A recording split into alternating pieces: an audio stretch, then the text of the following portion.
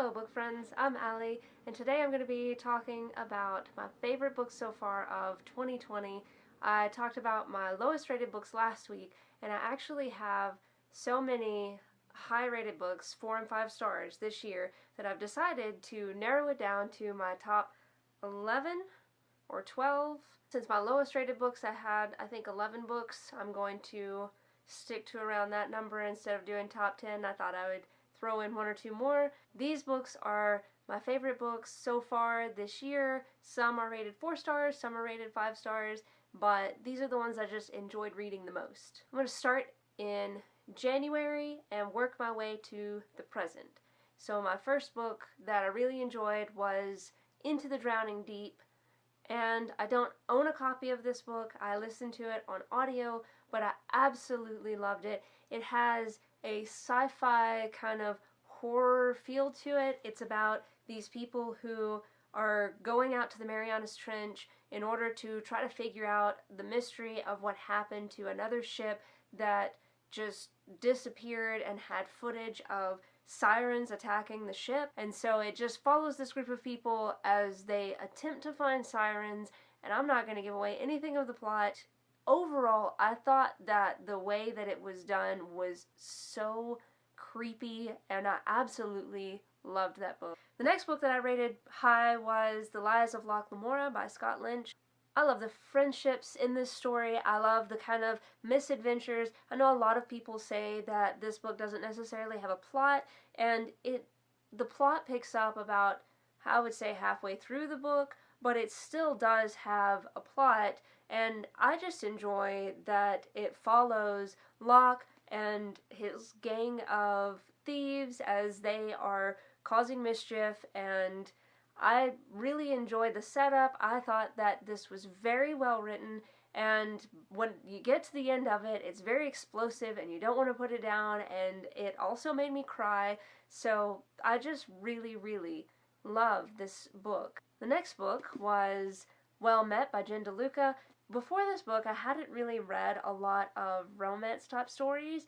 This year, I've really been getting into reading more adult type romance stories, and so this was one of the first ones that I actually read that is in that genre, and I absolutely fell in love with it. I like that they start out at the beginning of the story not liking each other, and it's just one of those kind of slow builds. And the interactions in this, like, they're just so fantastic. It had me laughing. By the end, I was in tears, and I just thought that the whole thing was really cute. Next up is The Paris Hours by Alex George. This was a Book of the Month book, and I wasn't really sure what to think whenever I started this one. I've talked about this one before, but it follows several different perspectives in the course of 24 hours in Paris in the 1920s, and it's so impactful. It's got so much to it that it's really hard to explain. It's just one of those stories that you get absorbed in these people's lives, and it's a slow build because you start out just learning a little bit about each character, and each time that you visit with a character, you get more of their story. And then by the end, you're just so wrapped up in these people's lives that you want to know what happens next. And I cried pretty hard when I finished this one, and it was a mixture of happy and sad tears, and just, it's so incredible. I was blown away by the ending of this book, and it leaves you almost wanting more, but at the same time it has a resolution that feels right. I don't know how else to explain it without giving something away, but still, I really highly recommend this. It is a sad book though, so be prepared if you do read it. Following that, I have Gypsy Rizka by Lloyd Alexander, and I thought that for children's literature that this was a very well done story, and it doesn't necessarily have a defined plot. It follows Rizka and she is a little girl who lives in this town, and she says, that her dad has left her with the gypsies, but he's going to come back one day, and she's waiting for that. And while she's waiting for that, she gets into all of these little mishap adventures, and it just builds up how the town feels about her. It has very antiquated speech in it, so it kind of brings you to a different era.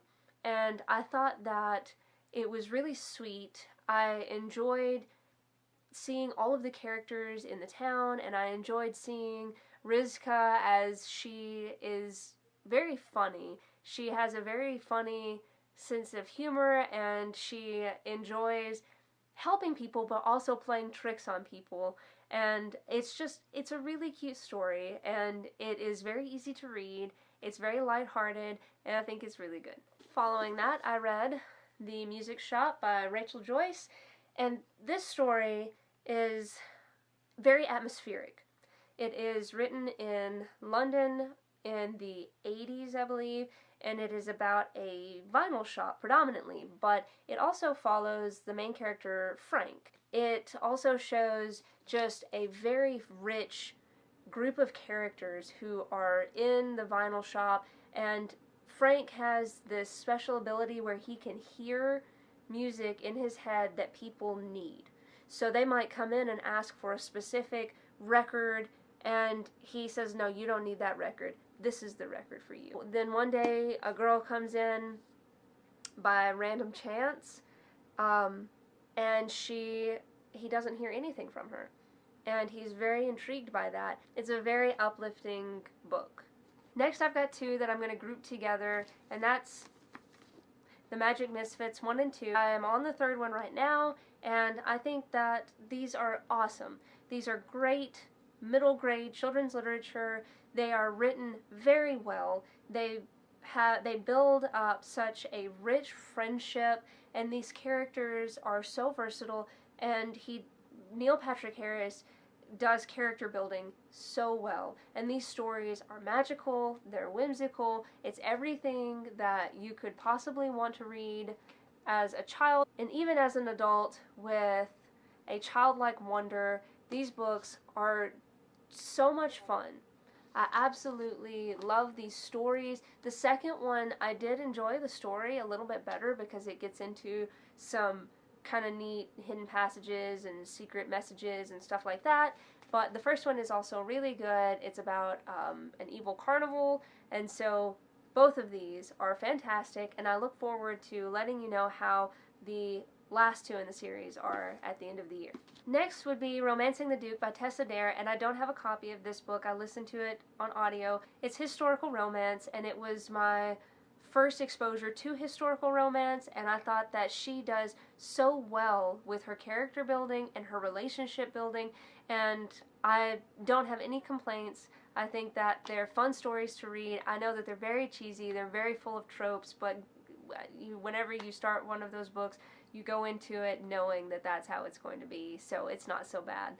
The next one is The Westing Game by Ellen Raskin.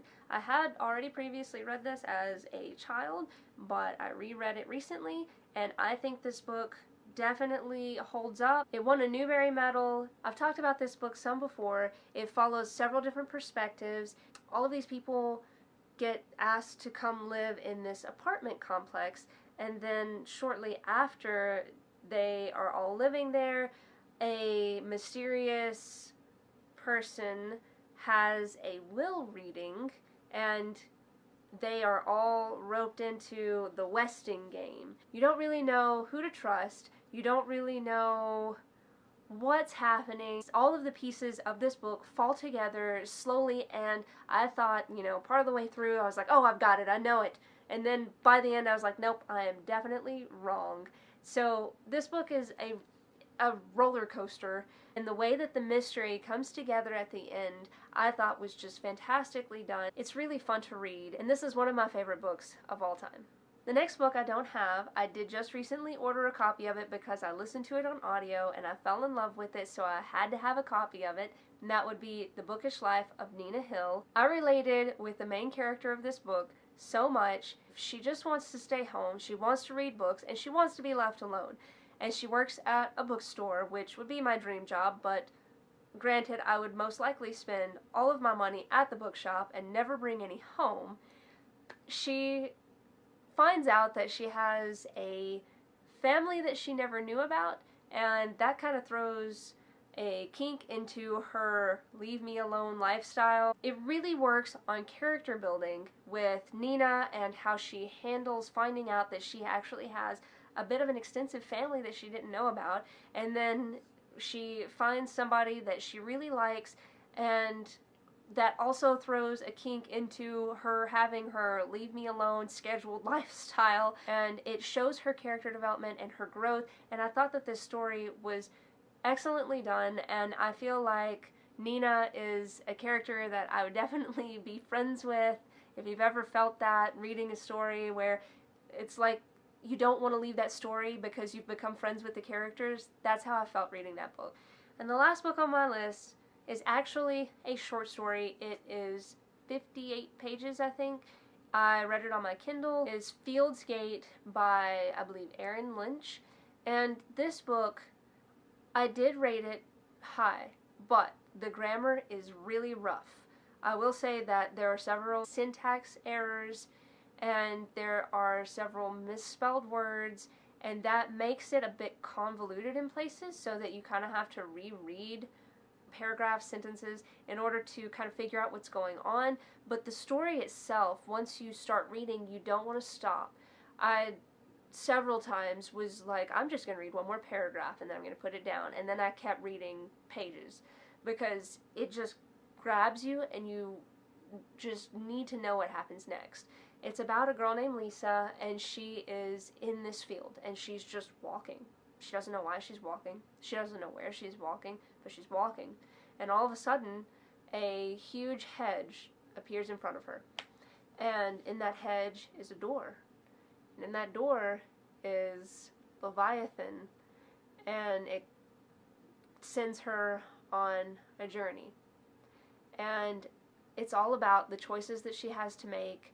And it's dark, it's creepy, it has Alice in Wonderland vibes, but the whole time I was reading it, I really thought that it's like a dream. It's like somebody had a really dark, deep dream, and they wrote it down, and they put it out there for other people to read. That's what it feels like. And there are definitely morals that you could get from it. It's one of those stories that just kind of stays with you, and it leaves you feeling eerie in a way. It's really good though. So those were all of my favorite top-rated books of 2020 so far.